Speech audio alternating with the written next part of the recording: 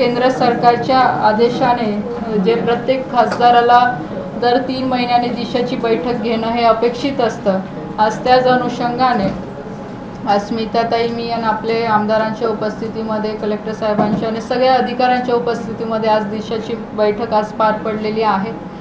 जिल्ह्याचे जे काही केंद्र सरकारशी निगडीत जे काही जिल्ह्याचे विषय आहे त्या विषयांचा सगळा आढावा आज बऱ्यापैकी थोडं मॅरेथॉनमध्ये थोडी फास्ट झाली कारण की वेळेसाठी, पण बऱ्यापैकी आज सविस्तर विषय आज आम्ही इथे घेतले आणि मला असं वाटतं की नक्कीच कलेक्टर साहेबांकडनं आणि जेवढे आपले जिल्ह्याचे अधिकारी आहे त्यांच्या माध्यमातून आम्ही जे काही विषय मांडलेले आहे इथे त्या सगळ्या विषयांची दखल घेतली जाईल की जेणेकरून आपले प्रलंबित जे काही जिल्ह्याचे कामं आहेत ते मार्गी लागतील अशी अपेक्षा सगळ्या अधिकाऱ्यांकडनं मला आहे।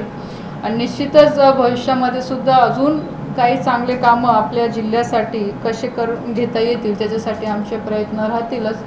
आणि आज आपण बघू शकतो की आज मंत्री म्हणून आज युवा आणि क्रीडा विभाग माझ्याकडे आहे, तर मी ह्या सुद्धा सूचना क्रीडा अधिकाऱ्यांना आणि कलेक्टर साहेबांना दिल्या की आपल्या जळगाव जिल्ह्यामध्ये पण एक चांगली व्यवस्था क्रीडासाठी झाली पाहिजे। मग ते सगळेच जे काही आपले स्पोर्ट्स आहे जे आपले जळगाव जिल्ह्यातले प्लेयर्स चांगल्या पद्धतीने खेळू शकताय म्हणजे खेळताय तर त्यांच्यासाठी इथे सगळ्या सुविधा उपलब्ध झाल्या पाहिजे। निदान आपण नॅशनल आणि स्टेटच्या मॅचेस आपण इथे कंडक्ट करू शकतो अशा पद्धतीचं इन्फ्रास्ट्रक्चर आपल्याला उभं करायचं आहे।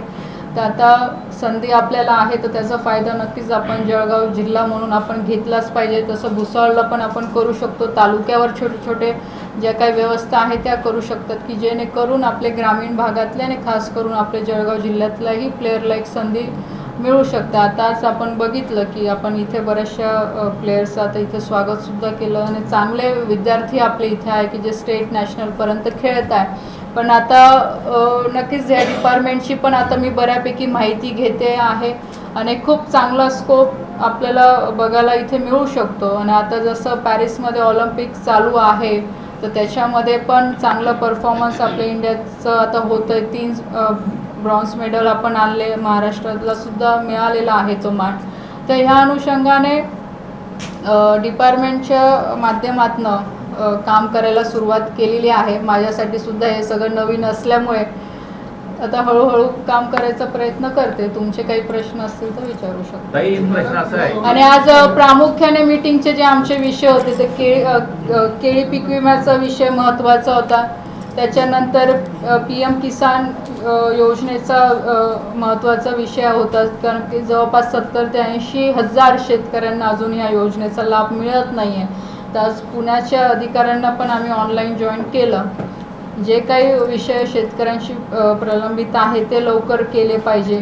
त्याच्यानंतर महावितरणचा बराचसा विषय होता, इथे आमदारांनी पण त्यांच्या मतदारसंघातले विषय मांडले, इरिगेशनचे महत्त्वाचे विषय होते। तर सविस्तर या सगळ्या विषयांवर चर्चा झालेली आहे। प्राधान्य सगळ्यांचं हेच आहे की शेतकरी आपल्या जो जिल्ह्यातला आहे याला सगळ्या फॅसिलिटी मिळाल्या पाहिजे ज्या सरकारच्या आहे, ज्या सरकारच्या माध्यमातून जे शेतकऱ्यांना देणं अपेक्षित आहे तर त्या व्यवस्थित आपल्या जिल्ह्यामध्ये म्हणजे त्याच्यावर काम होतंय की नाही होतं या सगळ्यावर चर्चा झालेली आहे। एक प्रश्न असा आहे की जलमंत्र्यांनी संसदेत अशी माहिती दिली आहे की तापी नर्मदाचा DPR तयार झालेला आहे, PFR तयार झालेला आहे, पण गिरणा नारपार उघडलेलं आहे त्यांनी।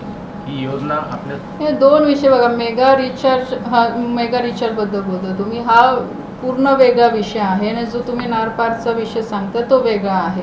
नारपारच्या संदर्भात मला आत्ता एक्झॅक्टली एवढी माहिती नाही आहे जे तुम्ही सांगता, पण मेगा रिचार्जचं मी असंच सांगेल की आता आमची एक प्रायमरी मीटिंग आता मंत्र्यांसोबत CR पाटील साहेबांसोबत झालेली आहे, याच्यावर परत एक्झिक्यूट करताय कारण की शेवटी हा 3 राज्यांचा विषय आहे, मध्य प्रदेश आहे, महाराष्ट्र आहे आणि गुजरात पण याच्यात थोडाफार पार्टली त्याचा परमिशनचा विषय पाण्याचा आहेच।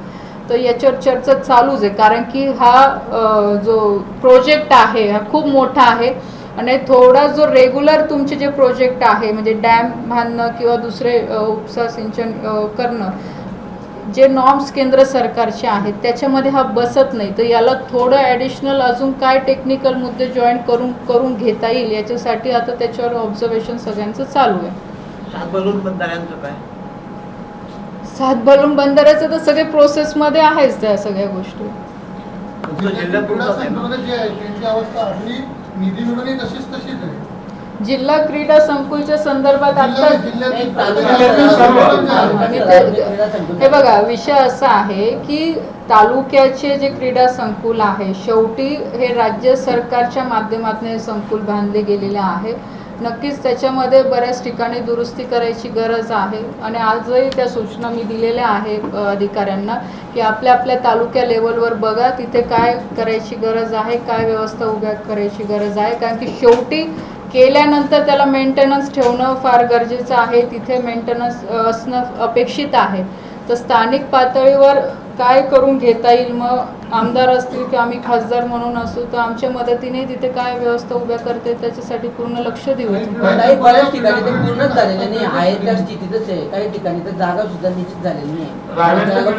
हस्तांतरणासाठी थांबल्या वर्षभरापासून मी तुम्हाला बघा तेच मी सांगते की जळगावमध्ये आज माझा पहिला दिवस आहे. मी पण आता अधिकाऱ्यांना तेच सांगितले की मला व्यवस्थित महिन्याभरात पूर्ण DPR आपल्या जळगाव जिल्ह्याचं बनवून द्या की कुठे काय काय अडचण आहे, मग त्याच्यावर मला काम करता येईल. कारण की शेवटी आत्ता तुम्हालाही सगळ्यांना माहिती आहे की अजून मला पण 2च महिने झालेले आहे या सगळ्या डिपार्टमेंटचा कारभार घेताना. याच्या आधी हे सगळे विषय खालच्या म्हणजे तालुक्या लेवलवरचे होते म्हणून ते माझ्या अंडर येत नव्हते. पण आता आल्यानंतर आता आजच मी तुमच्या समोरच मीटिंगमध्ये जे तुम्ही लोक उपस्थित असतील त्यांनी बघितलं असेल की क्रीडा अधिकाऱ्याला सूचना त्या पद्धतीने दिलेल्या आहे. महिन्यानंतर नक्कीच त्याचं आउटपुट मी तुम्हाला देऊ शकते की आपण काय करू शकतो नाही करू शकतो. या आताच्या लोकसभेच्या अधिवेशनामध्ये जिल्ह्याला उपलब्धी राहील असं तुमच्या माध्यमातून किंवा ताईंच्या माध्यमातून आपल्याला काय भेटलं आहे या अधिवेशनामध्ये, असे 2-3 मुद्दे काय तुम्ही मांडले आणि आपल्याला काय त्याचा बघा, कोणतंही बजेट जेव्हा केंद्र सरकारचं जाहीर होताना असं स्पेसिफिक जिल्हा म्हणून कधीच देत नसतात. ज्या काही योजना तयार होतात त्या सगळ्यांसाठीच तयार होतात. त्याचे सगळे जिल्हे पण येतात, तालुका पण येतात आणि गावं पण येतात. आता या बजेटमध्ये आपण बघितलं असेल की शेतकरी असेल, महिला असेल, कामगार असेल, विद्यार्थी असेल, ह्या सगळ्या विषयांना घेऊन हे बजेट तयार झालेलं आहे की जेणेकरून गाव पातळीपर्यंत केंद्र सरकारच्या या सगळ्या योजना पोचल्या पाहिजे. आधीचं पण आपण बघितलं असेल की आता घरकुलचं सुद्धा आम्ही आढावा घेतला. प्रधानमंत्री आवास योजना असेल त्याच्यामध्ये पण आता यावर्षी बऱ्यापैकी बजेट दिलेलं आहे. शेतकऱ्यांसाठी यावेळेस नवीन योजना आणलेल्या आहे की ड्रोनच्या माध्यमातून शेती कशी होईल, ऑर्गॅनिक पद्धतीने, पारंपरिक पद्धतीने कशी होईल, ह्या सगळ्या गोष्टींवर ह्या बजेटमध्ये पूर्ण लक्ष देण्यात आलेलं आहे. आणि त्याचबरोबर राज्य सरकारचाही रोल तेवढाच महत्त्वाचा असतो ना. सध्या तरी आपण बघितलं की राज्य सरकारच्या माध्यमातून खूप चांगल्या योजना ग्रामीण भागातल्या शेतकऱ्यांसाठी, महिलांसाठी, विद्यार्थ्यांसाठी म्हणजे संपूर्ण महाराष्ट्रभरासाठी खूप चांगल्या योजना आता राज्य सरकारने डिक्लेअर केलेल्या आहेत. तर नक्कीच त्याच्यामध्ये पण केंद्राचं शेअर असतोच. तर ह्या दोघांच्या कोऑर्डिनेशनने चांगलं काम आपल्या महाराष्ट्रभरात होईलच. परत पेवर ब्लॉक बसून खड्डे बुजवण्याची वेळ महामार्गावर आलेली आहे. अशा पद्धतीने जर ठेकेदार काम करत असतील तर त्यांच्यावर कारवाई का होत नाही असा प्रश्न. नियंत्रण दिसत नाही. बघा, अधिकाऱ्यांची ड्युटी आहेच ही की जे काही आम्ही माहिती मागवतो किंवा जे काही मीटिंगला येऊन त्यांना माहिती देणं अपेक्षित आहे तर ते दिलीच पाहिजे. पण आज ते नक्कीच बघायला मिळालं की रेल्वेच्या लोकांनाही बरेचशी आज माहिती नव्हती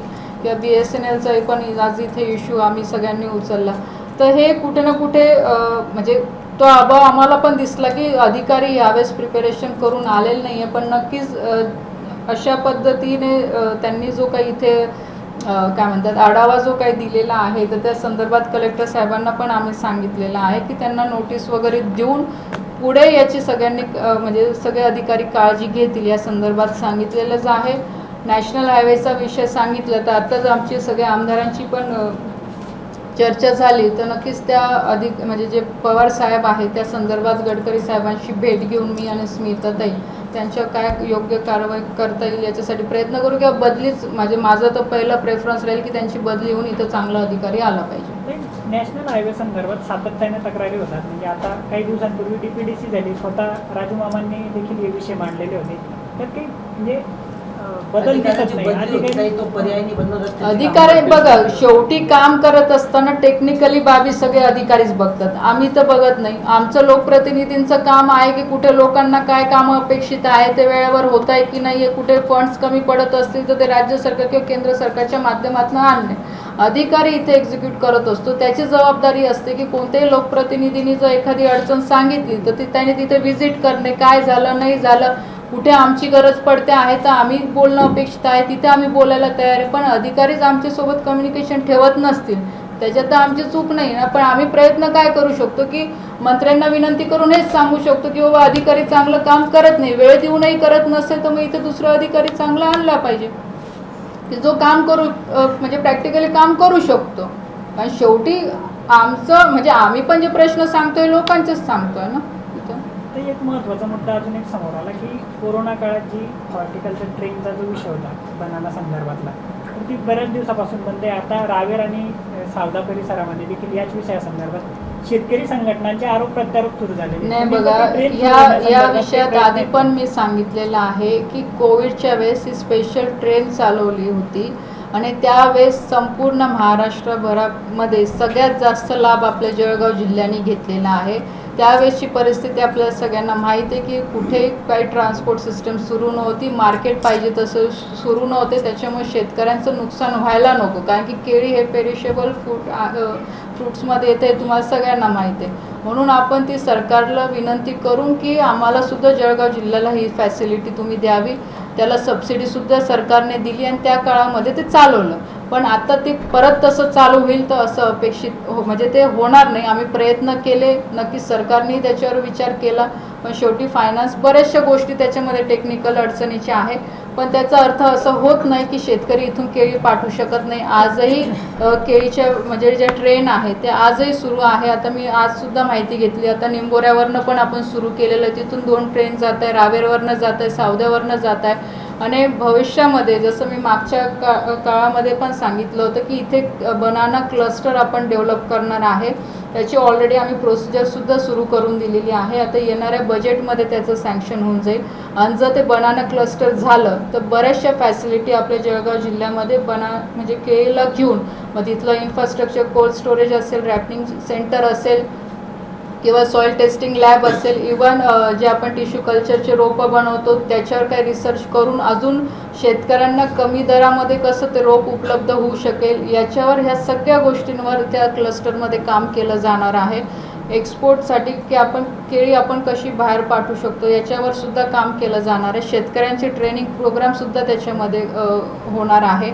तर हे सरकारचं क्लस्टरचं जे मॉडेल आहे जे ऑलरेडी आता 6 राज्यांमध्ये सुरू आहे. आपल्या महाराष्ट्रामध्ये द्राक्षाचं आता सध्या त्यांनी घेतलेलं आहे पायलट प्रोजेक्ट म्हणून, आणि याच्यावर सरकार, राज्य सरकार प्लस याच्यात PPD मॉडेलवर हे मॉडेल रन करते आहे की चांगले रिझल्ट त्याचे मिळत आहे. आणि जी रेल्वेची आता जी आपण डेपोची जागा बघितली की जो आपलं इथून रेल्वे यार्ड जे आपलं सुरू होतं भुसावळचं, त्यालाही याच्यामध्ये कसं उपयोगात आणता येईल तर त्याच्यासाठी पण विचार आम्ही नक्कीच करणार आहे. पण बनाना क्लस्टर हे होणार आणि नक्कीच येणाऱ्या ह्या वर्षभरात किंवा म्हणजे 2 वर्षात तर याच्यावर काम बऱ्यापैकी पूर्ण होईल. नाही, याला अनुसरून एक विषय आहे. निंबोऱ्याला काल केळी फळबागायतदार मंडळाने एक पत्रकार परिषद घेतली आणि त्यांनी सांगितलं की जे वॅगन्स आता निंबोऱ्याहून भरले जात आहेत त्याच्यामध्ये ते बंद पाळावे म्हणून रावेरचे काही धनाढ्य शेतकरी जे आहेत ते प्रयत्न करतायत आणि तशा तक्रारी बघा असं काही होणार नाहीये. जिथे जिथे शेतकऱ्यांना वॅगन पाहिजे, रावेरला पण आपणच सुरू करून दिलं, कारण शेतकरी काय स्वतः जाऊन तर करू शकत नाही. त्याला शेवटी रेल्वेकडनं परमिशन आणणं, तिथे क्लिअरन्स घेणं हे सगळं आपणच करून दिलेलं आहे. आणि जिथे जिथे गरज वाटते तिथे आपण शेतकऱ्यांना मदत करतोच आहे. आता निंबोऱ्याला त्यांना अपेक्षित होतं की आम्हाला पण इथे वॅगन दिल्या पाहिजे, आपण 2 दिल्या. अजून कोणाला जिल्ह्यात जिथे कुठे वाटत असेल तर आम्ही लोकप्रतिनिधी त्याचा पाठपुरावा करून ते फॅसिलिटी उपलब्ध करूनच देऊ त्यांना. ते पण आता सध्या जो प्रश्न निर्माण झालेला आहे त्या संदर्भात तुमचे विरोधक पण तुमच्या बाजूने वातावरण निर्मिती करताय की रक्षाताईंनी प्रयत्न केले नाहीत, रेल्वे आता परत सुरू होणार नाही. कसले यस ना वॅगन संदर्भातला? अहो वॅगन सुरूच आहे ना, कुठे बंद कुठे? वॅगन ऑलरेडी सुरू आहे. दर आठवड्याला 4 गाड्या जात आहे आपल्या दिल्लीला. आता जे सुरू झालेलं आहे मॅडम, म्हणजे जे काही आता वातावरण निर्मिती केली जाते की हे बंद करण्यासंदर्भात पण पाठपुरावा केला जात आहे. हे बघा, तुम्हाला मी एक विषय सांगते, कोण करते? आमच्यापर्यंत, माझ्यापर्यंत असं लेटर आला नाही. कधी तुम्ही DRM कडे जाऊन माहिती घेऊ शकतात की आम्ही कोणी लोकप्रतिनिधींनी आतापर्यंत असं काही पत्र दिलं किंवा फोन केला की ही वॅगन बंद व्हावी. आमची तर उलट इच्छा आहे की जास्तीत जास्त केळी इथून बाहेर गेली पाहिजे. जेणेकरून आपलंही मार्केट एक्सप्लोर झालं पाहिजे. कारण की इथल्या व्यापाऱ्यांवर अवलंबून राहून चालणार नाही शेतकऱ्यांना. कारण की जो भावाचा जो डिफरन्स येतो, जेव्हा शेतकरी स्वतःचा माल स्वतः बाहेर मार्केटमध्ये जाऊन विकतो, 2 पैसे त्याला जास्त मिळणारच आहे.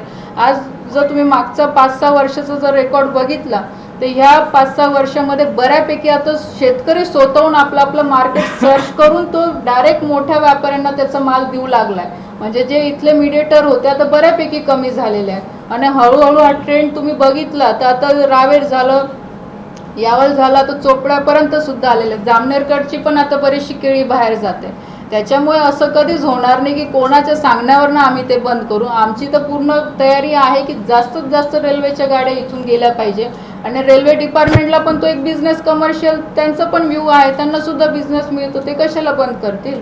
आणि याच्यात पॉलिटिकली असं काही होणार नाही. जेव्हा गाडी सुरू केली आम्ही तेव्हा असं कधीच बघितलं नाही की हा राष्ट्रवादीचा की सेनेचा आहे की काँग्रेसचा आहे. शेवटी आम्ही शेतकरी म्हणून काम करतो. तो कोणत्या पक्षाचा आहे किंवा विरोधक आहे याच्याशी आम्हाला घेणं देणं नाही. शेतकरी आहे आणि त्याला मदत करायची ह्या हेतूने काम करतोच. ताई, तुमच्या उपस्थितीत एक पहिली मीटिंग झाली, म्हणजे तुम्ही स्मिताताई, तुम्ही केंद्रीय राज्यमंत्री म्हणून, आणि तुमच्याच मीटिंगमध्ये 3ही अधिकारी केंद्राचेच बेजबाबदारपणे माहिती देत होते. तुम्ही सांगितलं ना त्यांच्यावर ॲक्शन घेऊच नक्की. आता मी तर तुम्हाला नॅशनल हायवेचं आताच सांगितलं की ऑफकोर्स त्या आम्ही गडकरी साहेबांना भेटून त्या अधिकाऱ्यांबद्दल तक्रार करणारच आहे. रेल्वे बघा, रेल्वेचं पण मी सांगितलेलं आहे. कलेक्टर साहेब पण बोलतील, DRM साहेबांना माझं सुद्धा पत्र जाईल की इथून पुढे अशा चुका होता कामा नाही. जे अपेक्षित अधिकारी आहेत तेच इथे मीटिंगमध्ये उपस्थित राहिले पाहिजे की जेणेकरून आम्हाला उत्तरं व्यवस्थित भेटतील. वंदे भारत ट्रेन जी आहे त्याचं काय proposal आहे? वंदे भारतचं प्रपोजल असं आहे की वंदे भारत याच्या आधी म्हणजे याच्या पूर्वी ज्या काही सुरू झालेल्या आहेत तर भारत सरकारचा हा दृष्टिकोन होता की जे तीर्थक्षेत्र आहेत त्याला अनुषंगाने वंदे भारत आत्तापर्यंत सुरू झालेलं आहे. कारण की त्याला काही ना काही माध्यम पाहिजे होतं. आणि आपण सुद्धा आपला प्रस्ताव दिलेला आहे. कारण की आपण जळगाव म्हणजे आता मुक्ताईचं मंदिर आपल्याकडं मेन आहे इथे, तर भुसावळवरनं किंवा जळगाववरनं पण वंदे भारत ही ट्रेन सुरू झाली पाहिजे की जेणेकरून आता ती कनेक्ट कशी करणार, तर शेगावला पण कनेक्ट करू शकतात, इथे दर्शन होऊ शकतं, मुक्ताईचं दर्शन होऊ शकतं. तर अशा कनेक्टिव्हिटीने आपण तो रिपोर्ट पाठवलेला आहे आणि नक्कीच ती पण लवकर सुरू होईल. त्याच्यानंतर आपण भुसावळ पुणे ट्रेन सुरू करण्यात यावी त्याच्यासाठी प्रपोजल आपण दिलेलं आहे, ते फायनल स्टेजमध्ये आहे. त्याच्यानंतर फ्लाईटचं पण तुम्ही मागच्या आठवड्यात बघितलं असेल की इथून पुण्यासाठी कनेक्टिव्हिटी वाढली पाहिजे. आता सुरू तर प्रायमरी बेसिसवर झालेली आहे. जर चांगले पॅसेंजर मिळाले, टायमिंगचं शेड्यूल आता आम्ही करतोय की एक तर सकाळी देण्यात यावी किंवा संध्याकाळी, की जेणेकरून जाणाऱ्या येणाऱ्यांना पण सोयीचं होईल. जर चांगला रिस्पॉन्स मिळाला तर त्याचे पण आपण जे ट्रिप आहे ते पण आपण वाढू. तिरुपतीसाठी आपण दिलेला आहे. आणि हळूहळू तुम्ही पण मीटिंगमध्ये ऐकलं असेल की एअरपोर्ट जर आपलं व्यवस्थित रूटिंगमध्ये येऊन गेलं तर नक्कीच भविष्यामध्ये एअरपोर्टचं पण डेव्हलपमेंट आपण अजून वाढवू शकतो की जेणेकरून अजून जास्त फ्लाईट इथे येतील. एक चांगलं म्हणजे एक्सप्लोजर आपल्याला भेटेल. आणि हे एकदा झालं तर माझं गेसिंग आहे की मग इंडस्ट्रीजला पण एक चांगली चालना त्या माध्यमातून मिळू शकते. कारण की कोणती पण इंडस्ट्रीज आणायची असेल तर तो आधी तेच बघतो की कनेक्टिव्हिटी काय आहे इथे, रस्ते, हायवे किंवा रेल्वे किंवा एअर कनेक्टिव्हिटीलाच आधी प्राधान्य दिलं जातं. जर ते झालं तर भविष्यामध्ये चांगला स्कोप आपल्या जळगाव जिल्ह्याला मिळू शकतो. राजकीय प्रश्न आहे